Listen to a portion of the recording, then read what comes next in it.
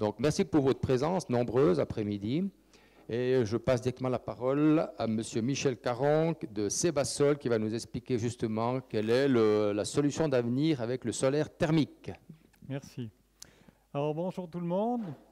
J'ai entendu juste la fin, mais elle nous a déjà un peu préparé. Donc Michel Caron, moi je suis responsable du centre régional de Sebasol Valais.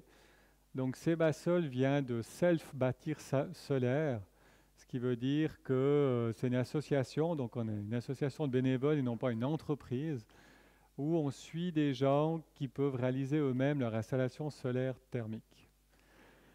Alors, je vais vous la page de garde, vous avez parlé beaucoup de panneaux avant, d'autorisation, de pente et tout ça. Donc, ça, c'est un peu l'idéal qu'on peut faire, hein. C'est un champ solaire, là, il est en montagne, en dessus de Montreux, donc bien au soleil, bien avec plein sud, avec une pente qui permet d'avoir un bon rendement. Ça, c'est l'idéal. On en parlera après, mais on ne peut pas toujours faire ce qu'on veut avec les législations et la maison qu'on a. Alors, avant d'arriver au thermique, un peu le point sur la situation actuelle, hein, où le climat va pas fort, qu'au niveau d'un peu tout, il y a des matériaux qui manquent, de l'énergie qui manque, des blackouts qui sont annoncés. Donc, on a rarement été aussi au cœur de l'actualité avec notre association. Depuis le temps qui est né quand même, on est en Valais depuis près de 20 ans. Et depuis 25 ans en Suisse romande. Alors, à la base, c'est un peu cette électricité, hein, on en parle beaucoup, les prix vont augmenter, donc ça touche beaucoup de gens. Là, vous êtes quand même, si vous êtes à cette conférence, c'est que vous êtes intéressé, mais beaucoup de gens leur intérêt passe beaucoup par le porte-monnaie, qui fait aussi partie de la vie, hein. Alors, ça, c'est le petit schéma de l'électricité en Suisse. Alors, vous voyez ici, au niveau, c'est la production. Alors, en bleu, on a notre belle production renouvelable, qui est les centrales à eau, soit les barrages, soit au fil de l'eau. En jaune, on a ce nucléaire, qui n'est pas appelé à durer.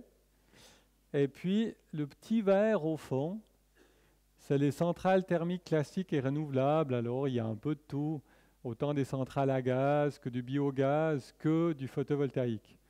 Le photovoltaïque, ça date de 2017, représentait le 0,3% de la production électrique en Suisse.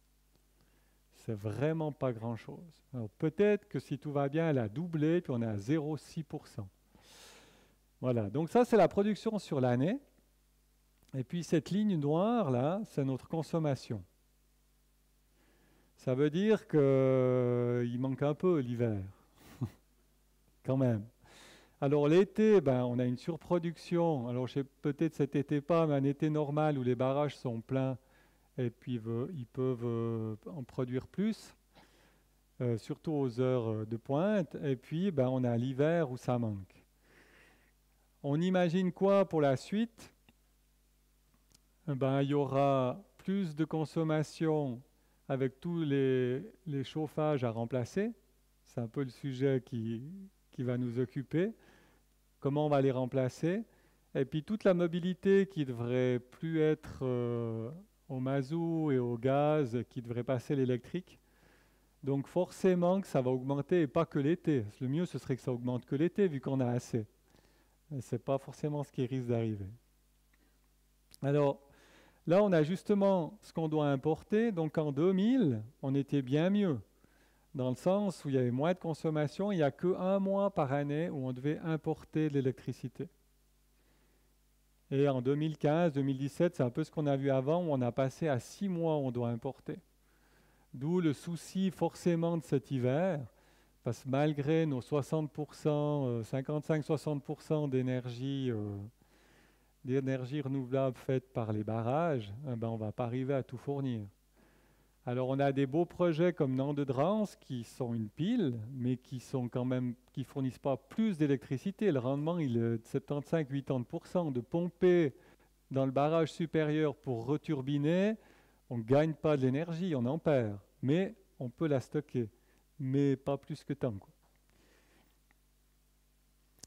Et ben voilà, c'est Guy Parmelin, notre Guy Parmelin, qui était quand même le premier politique à dire ça va pas aller.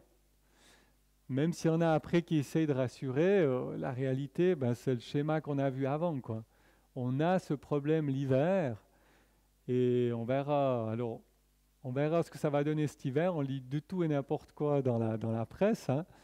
Des plus alarmistes, de ceux qui diront que ça va. Un problème, il y aura de toute façon. Et puis, un ami français me disait, le piège se referme. Dans le sens où pour cet hiver, on va pas pouvoir mettre en place grand-chose en plus. On va voir ce qui va se passer. Et puis, on va voir ce qu'on pourra faire pour la suite. Alors, si on avait de l'énergie à non plus savoir qu'en faire, ben, l'être humain est comme ça, on ne ferait pas forcément des choses bien. Donc, que l'énergie devienne plus précieuse en termes d'utilisation et de prix fait qu'on l'emploie mieux. Donc forcément, si on en a beaucoup, eh ben, on a toujours cet exemple de l'Amérique qui a un peu l'excès. Alors, un ami me disait, il a un cousin en Amérique, il a la clim toute l'année, et quand il va au lit, il a une couverture chauffante électrique. Mais ça a un peu des fois dans l'impression de ce qu'on vit, hein. Alors, voilà, quand on l'énergie est trop facile d'accès, on fait des conneries comme ça. Alors, le domaine du chauffage, là, c'est un exemple de 2000 à 2017, où en Suisse, on a économisé, il n'est pas facile à avoir ce chiffre, on a économisé 0,9 d'indice sur des petits appareils grâce à de l'efficacité énergétique, mais on a une surconsommation de 3,9 par toutes les nouvelles pompes à chaleur qui se sont mises. Alors forcément que chaque fois qu'on remplace un chauffage mazout ou gaz par une pompe à chaleur, c'est de l'électricité en plus, même si les pompes à chaleur peuvent avoir un très bon rendement ou moins bon selon comment elles sont mises et où, c'est quand même de l'électricité en plus. Et c'est de l'électricité en plus en hiver. Alors, je suis arrivé juste à la fin, avant de la conférence de Raphaël, qui disait il y a plusieurs solutions, il n'y a pas qu'une. Et c'est une solution que je vous présente aujourd'hui, qui fait partie de la solution, mais qui est, comme toutes les solutions, pas adaptable partout. Alors, pour revenir un peu sur cette électricité, on parle de cette centrale à Gondo, hein, qui n'est pas encore autorisée, mais qu'il faudrait faire à tout prix, parce que sinon on ne va pas s'en sortir, qui produirait 23,3 millions de kilowattheures. Oh, c'est beaucoup. Mais à data centers qui sont très énergivores, il aurait besoin de 140 millions de kilowattheures. Et ça, il y en a beaucoup. Alors, ils sont gardés secrets pour pas qu'on risque de bombarder ou venir voler nos données. Mais on a eu au cours quelqu'un qui gérait un data center. Il disait au niveau énergétique, ben voilà, les chiffres sont là, c'est démentiel.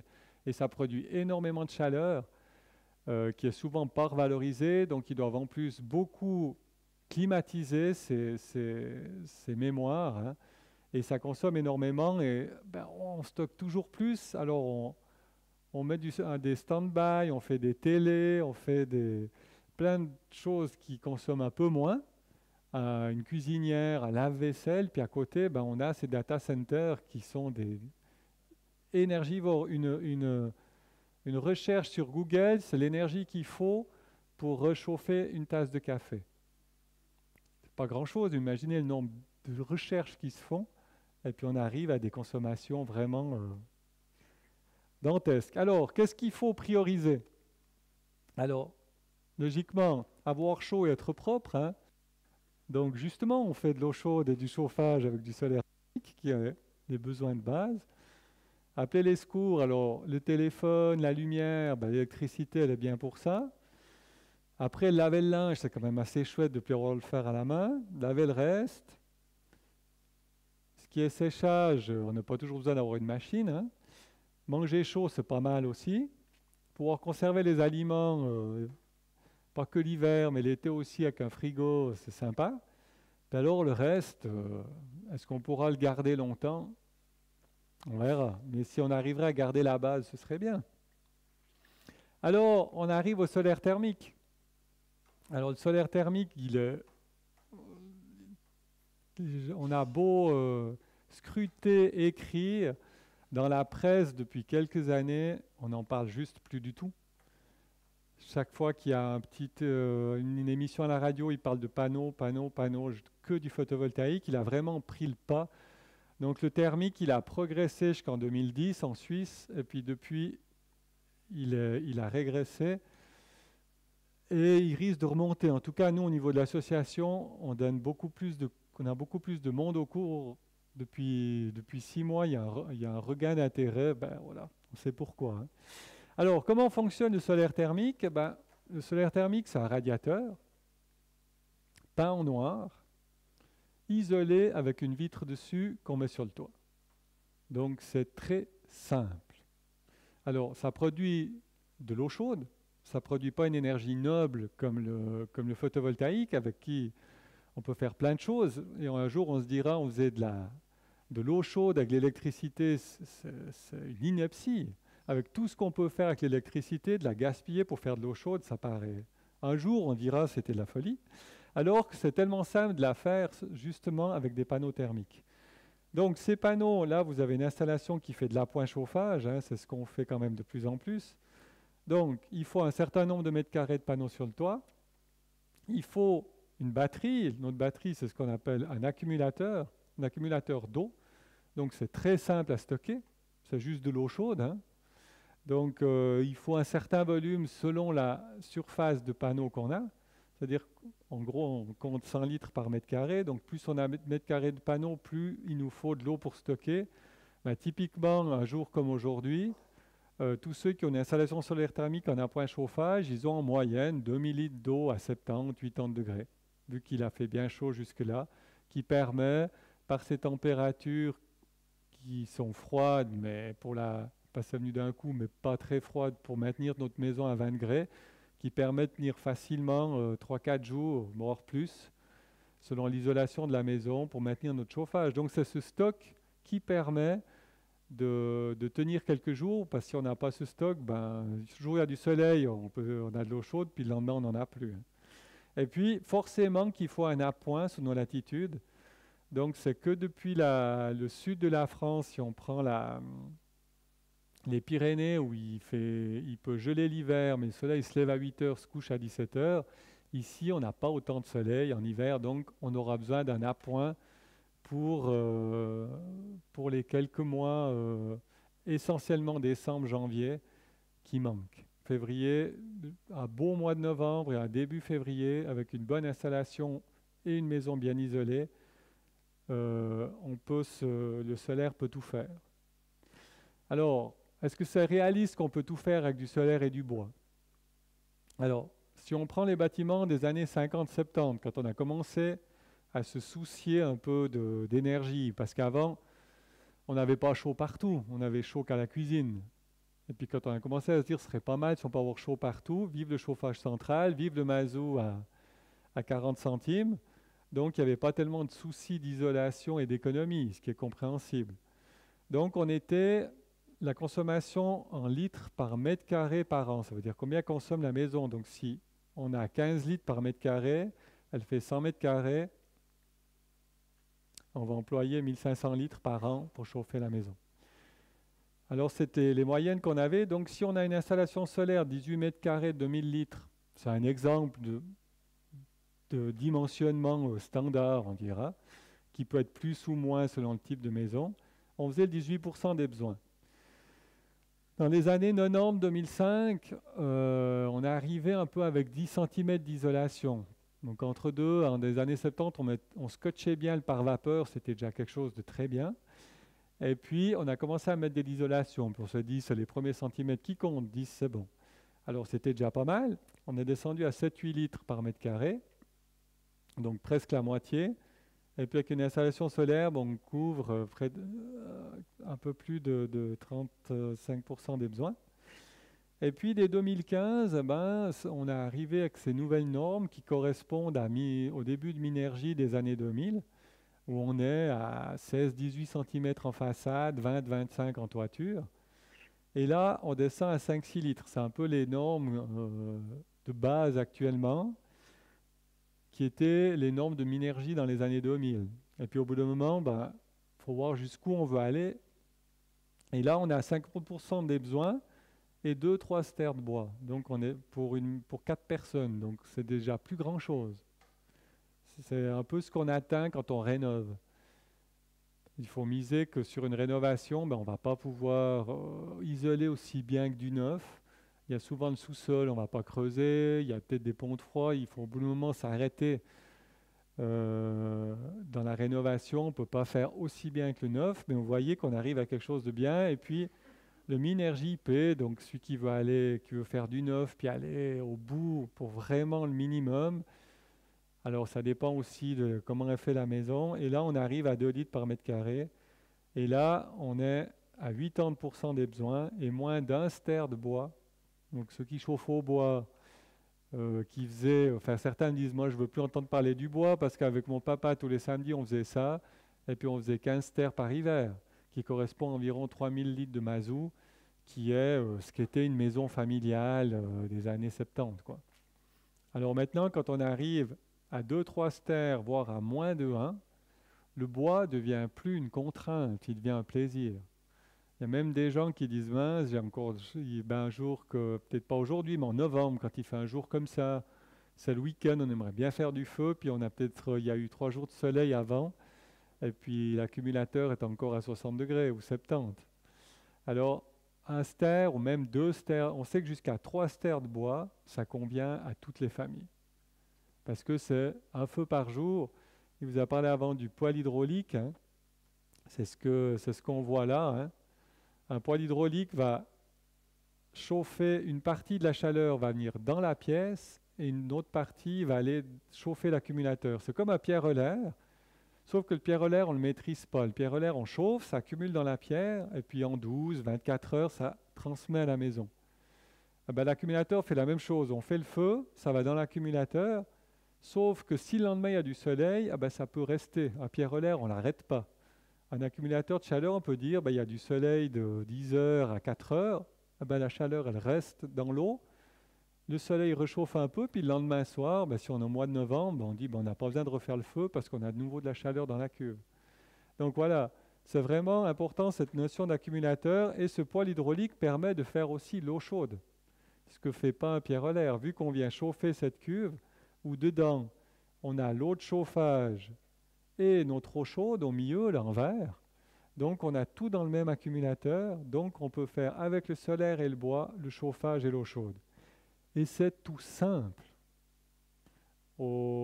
C'est un panneau solaire, comme je vous dis, c'est un radiateur qui a une régulation qui dit quand il fait chaud sur le toit, la pompe se met en route, on amène la chaleur dans l'eau.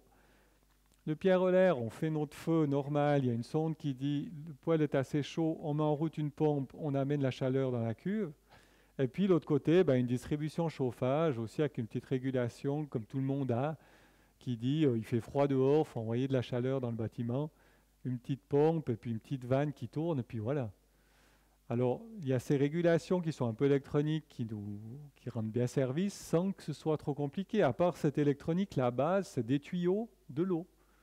Un peu d'antigel dans les panneaux quand même, parce qu'ils ont quand même froid la nuit ou l'hiver, mais c'est tout. Donc c'est des installations qui durent. Chez les clés en main, les gens qui ne font pas même leur installation passent chaque 5-6 ans. Un petit contrôle, rajouter un peu d'antigel, et puis voilà. C'est vraiment des systèmes simples et qui tiennent. Alors, ça c'était la base, en gros, de comment fonctionne le solaire thermique. Et pour vous parler plus de Sebasol et de l'autoconstruction, qu'est-ce que c'est, hein? Parce qu'on mise l'autonomie. Alors l'autonomie, d'être le plus autonome possible, c'est de faire son installation et de savoir la réparer. Alors dans une chaudière, c'est dur d'y aller, hein, parce qu'on ne comprend pas tout, il y a plein de pièces compliquées. Alors que le solaire thermique, on vous propose de le faire vous-même. Et après que vous l'avez fait vous-même, vous avez la fierté d'avoir fait, et après vous savez la réparer. Alors la base d'autoconstruction, c'est un cours. Donc on donne un premier cours d'une journée. où on a fait depuis 4-5 ans, on a fait un prix pour les couples et puis un prix pour les gens de la même famille, que ce soit père, mère, fils, fille. On a eu un grand-père avec son petit-fils. Et depuis qu'on a fait un prix pour les couples, qui n'est pas grand-chose, mais je pense qu'on a lancé un peu se dire peut-être qu'on pourrait aller à 2. On a minimum sur 12 participants, on a entre 1 et 4 couples par cours. Et ça nous fait très plaisir parce que la technique, en tout cas ce qu'on propose là, il n'y a pas de raison qu'une femme le comprenne moins ou puisse moins le faire. Rentrer l'accumulateur, c'est lourd, mais un homme ne le fait pas tout seul, et tout le reste, il n'y a pas d'effort particulier à faire, et on a toujours plus de dames qui viennent au cours, et ça nous fait très plaisir. Alors, ce premier cours, il est généraliste. Il permet d'expliquer un peu les bases du bâtiment. On appelle le cours de la reconquête, pour reconquérir un peu ces bases qu'on oublie. Parce qu'avec l'énergie bon marché, on ne prend pas tellement la peine de dire comment on pourrait l'économiser, parce qu'elle est là. Et quand elle vient chère, on se dit, peut-être qu'il faudrait réfléchir, peut-être qu'il y a des choses que les anciens étaient bien, puis il y a peut-être des choses qu'il ne faut pas garder. Alors de reconquérir un peu ces bases, pourquoi ils construisaient compact, pourquoi c'est mieux un étage que tout à plat, enfin d'expliquer un peu tout ça, les sources des différentes sources d'énergie et qu'est-ce qu'elles représentent au niveau de l'environnement. Et puis à ce cours, on dimensionne les projets. Ça veut dire qu'on va prendre demi-heure par projet, alors que ce soit une personne, soit un couple, et puis on va vous dire, voilà, vous venez avec vos consommations, puis on vous dit, en une demi-heure, grâce à l'expérience accumulée avec toutes ces années, on va pouvoir vous dire, après demi-heure, voilà, l'installation solaire adaptée pour vous, ou alors vous consommez trop, il faut d'abord isoler, et puis vous reviendrez après, parce que ça ne sert à rien à ce moment-là de mettre du thermique. L'avantage, comme on a une association, si vous le faites, c'est bien. Si vous ne le faites pas, c'est bien aussi, vu qu'on n'est pas payé de toute façon. Donc, ce n'est pas un souci de vous dire que ça ne vaut pas la peine, ce qui est parfois le cas. Et puis, une fois que vous avez fait ce premier cours, et puis que vous êtes motivé, on mentionne financièrement plus précisément votre projet, et vous venez à un cours de base. Vous allez apprendre à faire votre installation. Ça paraît fou de dire, je fais un cours d'une journée, et après, je peux faire mon installation solaire thermique complète. Mais c'est le cas. Ce qu'il y a, c'est que vous recevez une doc technique et puis vous allez réaliser votre installation. Alors nous, derrière, on va vous faire le dimensionnement, on va vous commander le matériel, on va vous apporter une aide technique à travers des anciens autoconstructeurs qu'on appelle parrains. Enfin, il y a tout un réseau pour vous aider. Et toutes les installations arrivent au bout. Celles qui n'arrivent pas au bout, c'est jamais pour un problème de compétence. Ça peut être de la maladie, ça peut être un divorce, ça peut être un décès, ça peut être... Mais c'est jamais quelqu'un qui dit « je ne vais pas au bout parce que je n'arrive pas, je ne comprends pas ». Solaire thermique, c'est 2 tuyaux qui partent d'en bas puis qui montent sur le toit. et c'est vraiment des techniques simples et que, alors c'est clair qu'il faut avoir un peu une visseuse chez soi quand même. Si vous ne savez pas comment fonctionne une visseuse, ça veut dire que vous n'avez jamais employé. Il faut quand même savoir un minimum bricoler. Mais vous pouvez dire, moi j'ai un frère, un cousin, un fils, un père qui m'aide, et puis vous lancez. Alors, ça montre bien ce qu'on peut faire en famille. Là, c'est typiquement l'autoconstructeur n'est même pas là. C'est le grand-père et les petits-enfants. Et on commence par fabriquer nos panneaux. Donc la base de cette autoconstruction, c'était suite à Tchernobyl en 1986, où des Autrichiens se sont dit « on ne veut plus de nucléaire, mais qu'est-ce qu'on fait ?» Alors, si on fait du thermique, le soleil il est à tout le monde, on peut faire en tout cas déjà notre eau chaude et un peu de chauffage nous-mêmes. Si on achète des panneaux dans le marché, on est nouveau prisonnier du marché. Comment on va faire s'ils changent de fournisseur ou on ne peut plus les réparer? Alors on les fait nous-mêmes. Donc on parle d'une torche de cuivre qu'on cintre. C'est clair qu'on n'a pas de mine de cuivre, on ne fabrique pas le cuivre, il y a des choses qu'on doit acheter, mais du cuivre peut s'acheter un peu partout. On n'est pas prisonnier avec un fournisseur. Donc on part d'une torche qu'on cintre. Ensuite, cette torche de cuivre, on la brase sur une plaque de cuivre qui a à l'autre côté une couche sélective. Donc c'est un peu le grand progrès qui a été fait dans le solaire thermique il y a peut-être déjà 40 ans. C'est que avant c'était de la peinture noire, puis après ils ont mis une couche sélective, on ne la voit pas, elle est de l'autre côté, vu que là on est au dos de l'absorbeur. Et puis ce qui permet que la plupart des panneaux du marché montent à 200 degrés en stagnation. Ça veut dire qu'on fait de l'eau facile jusqu'à 90 degrés. On n'a pas besoin de beaucoup plus, hein. Donc ça marche juste très bien. Alors après, il y a une phase de triage des pièces. Quand vous allez recevoir tout votre matériel, c'est bien beau d'avoir une doc technique, c'est bien beau qu'on vous commande tout, mais il faudra quand même savoir un peu à quoi ça sert.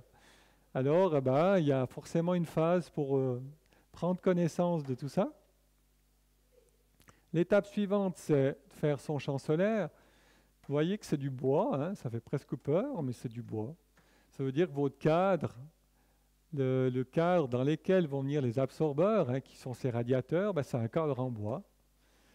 Et puis ce cadre en bois, là, un enfant a exploité pour le peindre. C'est de la peinture noire purement esthétique, parce que ça, c'est aussi un souci qu'on a. C'est que si, on a parlé avant de législation, les politiques bougent, mais nous, ça fait 25 ans qu'on est là, et puis ça n'a pas toujours aidé ça. Donc le but, c'est que le solaire soit le plus... C'est pas beau. C'est une production de chaleur. Le but, c'est que ce soit pas beau. C'est pas que ce soit beau, mais que ce soit... C'est pas le but que ce soit pas beau non plus. Et le but, c'est que ce soit le plus intégré possible, pour le plus accepté possible par tout le monde. Parce que chaque fois qu'on fait une install, ça défigure tout... Alors, le but, c'est de l'intégrer. Vous voyez, là, les tuiles ont été enlevées et ça a intégré dans le toit pour que ce soit le... Et c'est une législation qui est menant depuis 5-6 ans. Si ça ne dépasse pas du toit, il n'y a plus besoin de mise à l'enquête. C'est une annonce dans toute la Suisse. Vous annoncez à la commune que vous faites une installation. Vous ne dites pas « est-ce que je peux faire ?» Vous dites juste « je fais ». Ils prennent note et dans les 30 jours après, vous pouvez le faire. Donc, il y a quand même des choses qui ont bougé en politique. Alors voilà, ce cadre en bois dans lequel viendra une isolation dessous, pour pas que la chaleur s'en aille. Et puis, dessus, on devine là les absorbeurs qu'on a vu faire après. Et puis, il y a une vitre qui se met pour l'effet de serre. L'effet de serre, on le critique parce que quand il est trop fort comme cet été, mais qui fonctionne un peu sur Terre, on est content. Et puis, dans les panneaux, c'est juste bien. Donc, la chaleur va rentrer, elle est piégée dedans. Elle chauffe la plaque qui transmet sa chaleur aux tuyaux dans lesquels l'eau et l'antigel circulent, et puis cette chaleur est amenée en bas dans l'accumulateur. Et puis, le champ est terminé. Donc, vous avez vu qu'on pose nos vitres. Donc, c'est des vitres qu'on commande qui sont sur mesure, qu'on commande en quantité, mais qu'on peut commander, on a plein de fournisseurs. Si une vitre, elle casse, on enlève la vitre, on met une autre. C'est 20 ans après, c'est 30 ans après. Vous pouvez même commander Glasstroge qui est en Suisse. Vous commandez la vitre que vous voulez. Ça coûtera plus cher si vous en commandez qu'une, mais c'est facile à réparer et ça dure. Alors là, il n'y a pas la ferblanterie autour. Ça, généralement, c'est quelque chose qui est fait par un professionnel parce que si votre toit coule, c'est quand même pas bien. Donc, un professionnel vient, finit, et puis votre toit est étanche. Ça, c'est la partie sur le toit. Et puis la partie qu'on appelle en cave, c'est une partie, je ne rentre pas dans les détails, mais il faut rentrer un accumulateur. Là, vous avez le groupe solaire, la régulation, et puis vous fabriquez tout ça. Vous connectez vos tuyaux, un après l'autre, mettez des bouts de scotch, et puis votre installation se fait. Quand vous avez fini, vous la mettez en service vous-même, et tout à la fin, on vient contrôler, parce qu'on veut quand même que nos installations fonctionnent bien. Donc, un membre du centre régional va venir et va contrôler l'installation, que tout a été fait dans les règles. Et on a souvent quelques petites remarques. Moi, en 20 ans, Valais, j'ai refusé un PV, je n'ai pas donné parce qu'il y avait trop d'erreurs. Donc, c'est quand même pas grand-chose sur une quinzaine d'installs, 10-15 installs par an. Alors, voilà ce que vous pouvez faire si vous vous lancez, ce que beaucoup de gens ont fait. Et puis, dans le cadre de Sébastol, qui est une association, on a eu des demandes il y a 10-15 ans déjà, de jeunes ou moins jeunes, qui étaient intéressés par cette technique, qui voulaient peut-être peut-être en connaître plus. Certains ont fait l'autoconstruction, puis ils disent pourquoi pas. Quand j'étais jeune, je voulais révolutionner le monde, je me suis fait coincer dans quelque chose, donc maintenant j'ai 40 ans, je veux peut-être changer d'orientation, qu'est-ce que je pourrais faire? Et puis la demande est venue de faire une formation pour pouvoir se former dans le solaire thermique. Et on a la chance d'avoir aujourd'hui avec nous une jeune fille qui est en train de faire la formation qui va vous en parler.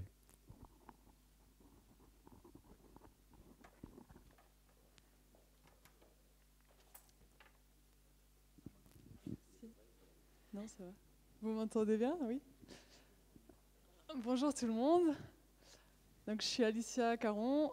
J'ai commencé la formation Sebasol il y a quelques mois, au mois de mars. À côté, je travaille dans une entreprise qui installe aussi du solaire thermique. Et donc, je suis venue aujourd'hui pour vous présenter peut-être un portrait un peu différent de ceux dont vous avez l'habitude de voir des personnes qui travaillent dans le chauffage ou l'énergie peut-être. Et je me suis décrite comme désertrice du parcours académique. Donc, je ne sais pas si désertrice ça existe d'ailleurs, mais déserteuse. Donc, il y a une année, j'étais encore aux études. J'ai fini mon bachelor en lettres l'année passée. Donc, c'était rien à voir. J'avais Sebasol était devant mon nez, puisque Michel est mon papa, et que ça fait 20 ans qu'il fait ça, et pourtant, à aucun moment, je m'étais dit que ça pouvait être fait pour moi. Donc je m'étais même pas posé la question, en fait. Et puis, après ce bachelor, j'ai commencé à en avoir un peu marre des études, on va dire. Je pense que le premier déclic, c'est que j'ai arrêté de travailler à la COP pour financer mes études, parce que ça commençait à être un peu, avoir pas de sens de vendre du surgelé et puis des fraises d'Espagne, alors que j'allais la semaine acheter dans une épicerie en vrac. Et du coup, de financer mes études de cette manière, ça semblait un peu insensé. Donc j'ai arrêté ça. Et puis du coup, pendant l'été de l'année passée, j'ai dû trouver un job d'étudiant. Et puis c'est là que mon papa m'a proposé de travailler avec lui. Donc à ce moment-là, je ne savais même pas quel travail il faisait vraiment. Et puis dès le premier jour, j'ai remarqué que c'était incroyable, que je pouvais utiliser mes mains, que j'avais des compétences que je pouvais développer très vite. J'ai découvert le premier jour ce que c'était qu'un vase d'expansion. Ça a été une découverte incroyable. J'en entendais parler depuis des années et sans savoir ce que ça pouvait être. Donc c'était vraiment les bases, utiliser un tournevis, une pince et tout ça. J'ai appris à braser très vite et tout ça. Et oui, j'ai découvert à quel point c'était valorisant de créer quelque chose, de construire quelque chose, plus que de produire des papiers, des travaux académiques sur les mosaïques, etc. Et puis, du coup, j'ai quand même commencé un master, mais après une semaine, j'ai décidé de complètement arrêter. Je me sentais plus du tout à ma place. Et puis, j'ai commencé à chercher un peu qu'est-ce que je pouvais faire. J'ai cherché pas mal de trucs dans la construction. Je voulais du pratique, du concret, après avoir fait de l'abstrait pendant 8 ans entre le collège et l'université. Et puis c'était quand même très difficile à trouver. En Suisse, il n'y avait pas grand-chose, il n'y a pas beaucoup de formations qui existent. Beaucoup de gens se sont formés un peu en autodidacte sur le tas, avec déjà une formation de base dans la construction ou bien dans quelque chose d'autre, dans l'architecture, etc. En France, il y a un petit peu plus, mais c'est aussi difficile à savoir ce que ça vaut, ces formations. Et puis c'est aussi souvent de la reconversion professionnelle. Donc en fait, si on voulait se lancer, si on est jeune et qu'on veut se lancer directement dans un métier qui est on peut dire de la transition, c'est difficile de trouver quelque chose de concret. On parle à l'EPFL ou bien à l'université, c'est facile, on parle d'énergie, de durabilité, etc. Mais quand on veut faire du concret, c'est plus difficile de trouver une formation. Et puis en janvier, je suis partie en voyage en décidant de revenir avec un projet de vie. Et puis c'est là que mon papa m'a dit qu'en fait c'était possible que je fasse cette formation, alors qu'à ce moment-là ça me semblait toujours pas possible que je puisse suivre cette formation. Et donc quand je suis revenue en mars, je me suis inscrite. Et puis du coup, tout va très bien. Et c'est pour ça que je suis là aussi, c'est parce que je me sens vraiment à ma place et que jusque-là, c'était vraiment pas une évidence et je me sentais pas du tout destinée à faire ça. Alors je pense que c'est du fait que quand on ne sait pas quoi faire après le cycle et qu'on a les capacités d'aller au collège, on ne se pose même pas la question. Quand on est une femme, moi je sais que je m'étais jamais posé la question de faire un travail manuel, un CFC manuel. Alors j'espère que ça change, mais en tout cas à cette époque-là c'était comme ça. Et puis, ouais voilà. Et du coup, oui, ce que je veux dire c'est aussi que ça se reflète un peu dans ce que les gens me disent aujourd'hui. Donc les réactions que j'ai quand je dis que je fais ça, que j'installe des panneaux solaires, les 3 réactions qui reviennent vraiment tout le temps, c'est « Ah, c'est bien, tu fais un métier d'avenir ». Donc ça, oui, effectivement. Mais je pense que c'est surtout un métier du présent et qu'il manque beaucoup d'installateurs et de main-d'œuvre dans les énergies renouvelables. Et je pense que c'est plus un métier du présent qu'un métier d'avenir. C'est important aussi qu'il y ait des gens qui se sentent capables de passer à l'action. Et puis, la deuxième chose qu'on me dit, c'est « Ah, c'est parfait, parce qu'avec ces blackouts et tout ça, tu vas pouvoir faire de l'électricité, ça doit être super. » Alors, je continue d'expliquer que le solaire thermique, c'est pas pareil que le solaire photovoltaïque, mais ça, même mes amis les plus proches, ils n'ont pas encore capté. Mais du coup, voilà, je pense que si j'avais pas eu justement ce solaire thermique juste à côté de moi, je sais pas si je serais tombée là-dessus.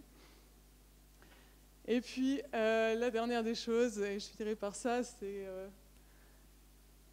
comme disait ma grand-maman il y a quelque temps, mais toi, alors tu fais ça, ok, mais tu es toujours intellectuel.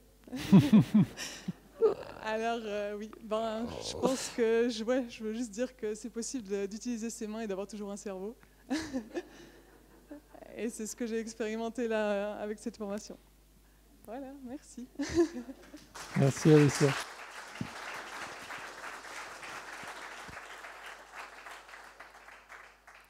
Alors là, j'ai été trahi parce que je m'occupe du centre régional de Sébassol, mais à côté, depuis quelques années maintenant, ma passion est devenue mon métier, donc je suis aussi installateur de panneaux solaires thermiques qui est mon activité professionnelle et j'ai cette activité bénévole à côté. Donc voilà, Sébassol propose l'autoconstruction, donc ce que je vous ai expliqué avant. Et puis l'autre voie, c'est jeunes et moins jeunes. Dans la formation, on en a actuellement 10 qui ont entre 25 et 44 ans, je pense. C'est des gens qu'on forme pour après faire du clé en main. Des gens qui disent, OK, certains viennent au cours, d'autres pas, qui disent, OK, moi je veux une installation solaire, mais vraiment je ne peux pas le faire. Il y a cette voie de clé en main qui existe. Alors, vous avez des papillons pour l'autoconstruction, des papillons pour le clé en main, des papillons pour expliquer, c'est ce qu'on a fait en collaboration avec Yenny, ce que je vous ai dit au début, pour d'où vient notre électricité, les solutions qu'on vous propose. Et puis, je finirai par ça, la maison solaire. Donc, c'est Yenny, c'est les fabricants d'accumulateurs. Ils ont fait à Berne, près d'Oberburg, donc pas à Montana, une maison autonome en eau chaude, en chauffage sur l'année. Un immeuble, pardon. Il y a 8 appartements, il y a 260 mètres carrés de panneaux et 200 000 litres d'eau. Alors, on est d'accord que ça fait 25 000 litres d'eau par appartement. On est d'accord que c'est surdimensionné, mais ils ont fait juste pour dire c'est possible. Donc, eux, ils font du stock saisonnier. Ils stockent l'été pour l'hiver. Et qu'avec le solaire thermique, ils passent l'année. Voilà, merci pour la base. Si vous avez des questions. Bravo, merci à la famille Caron, père et fille. Une famille certainement de passionnés, comme tous les membres de Sébassol. En effet, vous l'avez dit, et ça a été, je l'avais dit aussi avant, le thermique a un peu été mis en parenthèse, parce qu'on n'y pensait plus, alors que c'est la solution pour le chauffage. On parle d'électricité, on parle de différentes sortes d'énergie, mais donc la part la plus importante dans une maison, c'est le chauffage. Et en effet, Raphaël et d'autres l'ont dit, c'est une aberration de produire de l'électricité pour chauffer de l'eau. Donc ça, c'est vraiment la solution la plus simple et la plus logique. Ça paraît tout simple aussi à construire, mais enfin, on aurait dit les meubles Ikea. Hein, donc, moi, il me manque toujours des vis à la fin. Voilà. Donc je vois que ça a vraiment intéressé le public parce qu'ils sont très captivés, réceptifs, et puis c'était assez humoristique aussi. Alors j'ouvre la ronde des questions du public, comment faire et tout. Je rappelle que Sébastol a un stand d'information là-bas, donc ils seront sur place, le stand numéro 10 je crois, mais enfin... Ça, c'est juste pour faire la pub, pour dire après, allez vous rendre dans les stands et boire un verre à la cantine. Madame. C'est garanti sur les vitres quand il y a des gros grêlons? Alors, bon, ben, la grêle, les vitres sont trempées comme tous les panneaux. Donc, nos panneaux ont été certifiés, ils donnent droit aux subventions, ils ont été testés au SPF comme tous les panneaux du marché. Les vitres sont trempées, donc elles sont très solides, et ça arrive parfois qu'une vitre casse, comme sur tous les panneaux, comme un Velux casse des fois, mais c'est facile à remplacer. Et la vitre ne vaut pas très cher. C'est pas ça qui coûte. Voilà, monsieur a une question aussi. Oui, merci pour la présentation. Vous avez parlé de chauffage d'appoint. Oui. Au bois. Il doit être dans la chaufferie, dans le local technique. Alors, il peut être à l'opposé dans le salon. Puis il peut être un peu partout. Ça dépend beaucoup des besoins, ce qu'on fait comme appoint au solaire. De la surface qu'on peut mettre, aussi de panneaux, selon où on est, selon le toit qu'on a. Il y a des bases qu'on ne change pas. Hein. Surtout en rénovation, on adapte à l'existant. Puis après, selon les besoins qui restent, les poêles à bois hydrauliques, c'est une petite chaudière. Ça veut dire qu'il y a un serpentin dedans, puis il faut relier avec 2 tubes le poêle à l'accumulateur. Donc il peut être n'importe où dans la maison, mais il y a 2 tubes qui doivent aller d'un côté à l'autre. On plane sur autant pour le solaire que pour le bois, sur de pouvoir les relier par Wi-Fi. Ça permettrait que ce soit beaucoup plus facile, mais on n'arrive pas. Merci. Alors voilà, juste un truc, oui. Puis des fois on doit mettre une chaudière qui peut être à bûche ou à pellet, parce que les besoins sont trop grands pour charger voilà, ça dépend du bâtiment. Merci. Question suivante.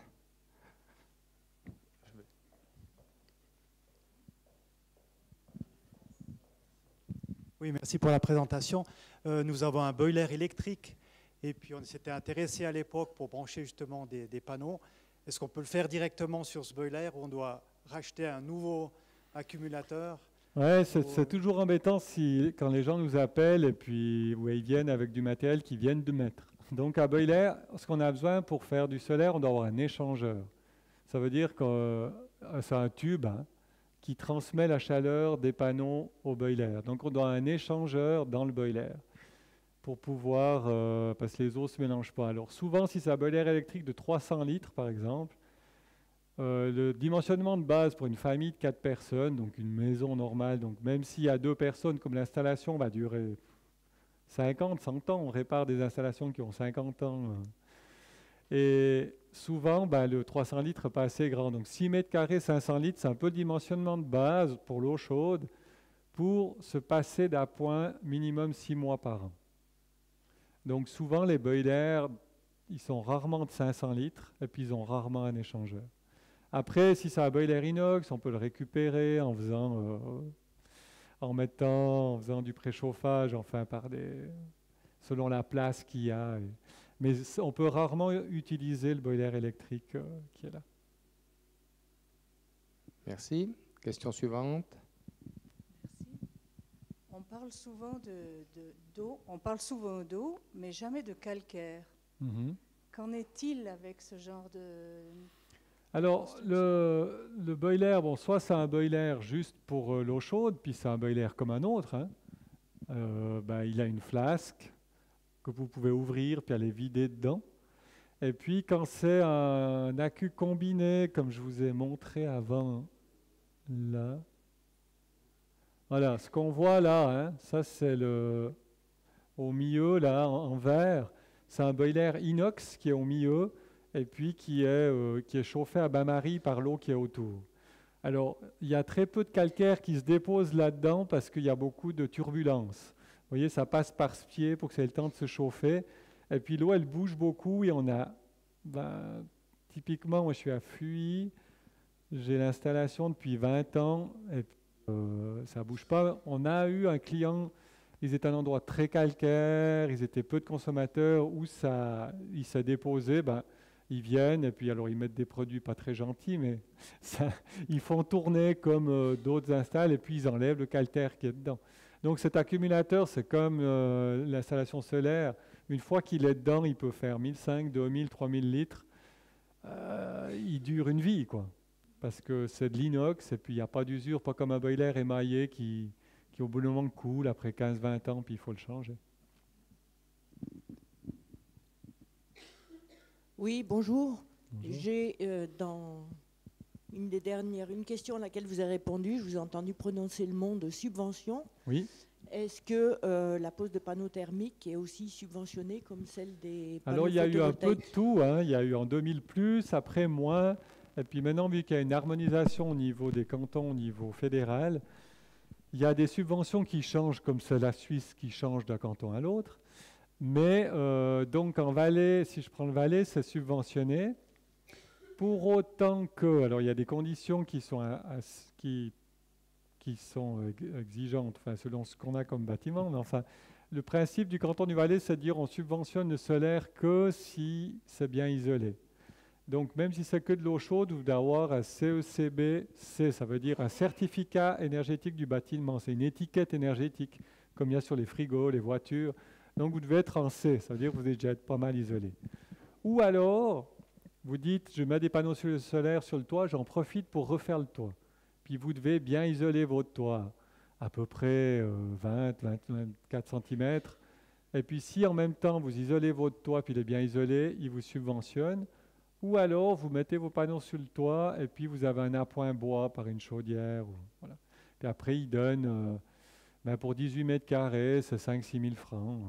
Et puis si vous avez la chance d'être sur Vaud, en tout cas pour les subventions, pour le reste, je ne sais pas. Si vous avez de la chance, si vous êtes pas mal, c'est à B, parce que vous avez l'impression d'être en Valais, mais vous avez des subventions de Vaud. Alors Vaud, par exemple, si vous enlevez le fossile, c'est-à-dire que vous profitez de mettre du solaire et du bois, il vous double la subvention solaire. Et il vous donne encore des sous pour le chauffage à bois. Alors en Valais, il donne en dessous de 800 mètres pour le chauffage à bois.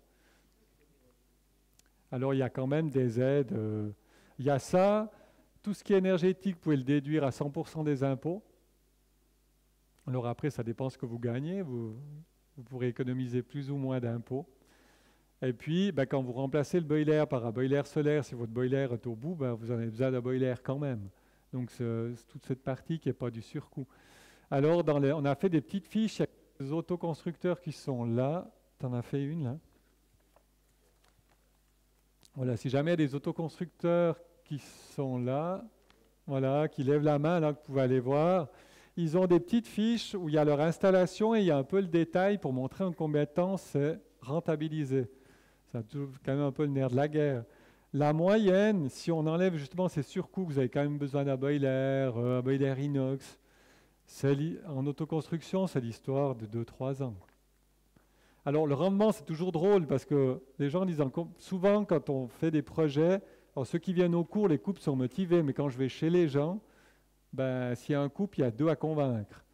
S'il y a une PPE, il y a 10 à convaincre. Donc c'est toujours des problèmes sociaux. Alors j'aime bien dire, vous venez de changer la cuisine, en combien de temps vous allez rentabiliser la cuisine? Une cuisine, on ne sait pas.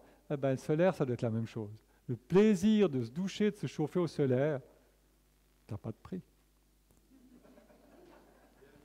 Concernant les subventions, donc en effet, il y a des subventions cantonales et il y a aussi des subventions à Vétro. Vétro, nous avons notre règlement d'encouragement aux économies d'énergie et nous subventionnons, en plus du canton, l'installation de chauffage, de panneaux thermiques qui peut aller, ça dépend si on change un système ou les deux, entre 1 800 et 3 000 francs par villa et de 3 800 à 6 000 francs sur un immeuble. Alors c'est une commune très généreuse. Merci, oui, en effet. Vous avez de la chance d'habiter à Vétro, ceux qui ne sont pas vaudois. Et en plus, on a 250 jours de soleil par année. Voilà.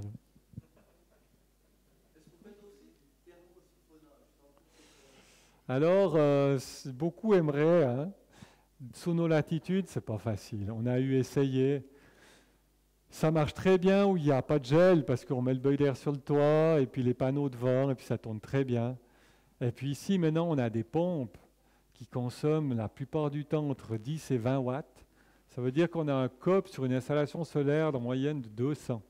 Le COP, ça veut dire combien on produit d'énergie. Avec 1 kWh d'électricité, on produit 200 kWh d'eau chaude. Une pompe à chaleur, c'est entre 1,5 et 5, les bonnes. Donc, vous voyez le rendement. Donc, de faire du thermosiphonnage pour si peu de consommation, avec toutes les contraintes que cela demande, ça ne vaut pas la peine sous nos latitudes. Ouais, alors ces pompes, c'est rien du tout. Vraiment le bruit. Et ces pompes, vous avez peut-être vu, c'est les nouvelles pompes qui sont maintenant depuis un moment. On a comparé, parce qu'elles sont arrivées peut-être en 2012, je pense. Elles consomment la moitié de ce que consommaient les pompes avant. Donc il y a un peu d'électronique, c'est un peu moins fiable quand même. Mais c'est vraiment impressionnant comme elles consomment peu. Et ben, par exemple, une station de chauffage, ça tourne pas beaucoup plus qu'une station de chauffage. Et la plupart des stations de chauffage, il n'y a pas de bruit de pompe, à moins qu'il y ait un problème ou qu'elles soient trop puissantes. Thermosiphon. Je crois qu'il n'y a pas de projets qui ont abouti parce que c'est tellement compliqué. Il y a un truc sympa avec l'autoconstruction.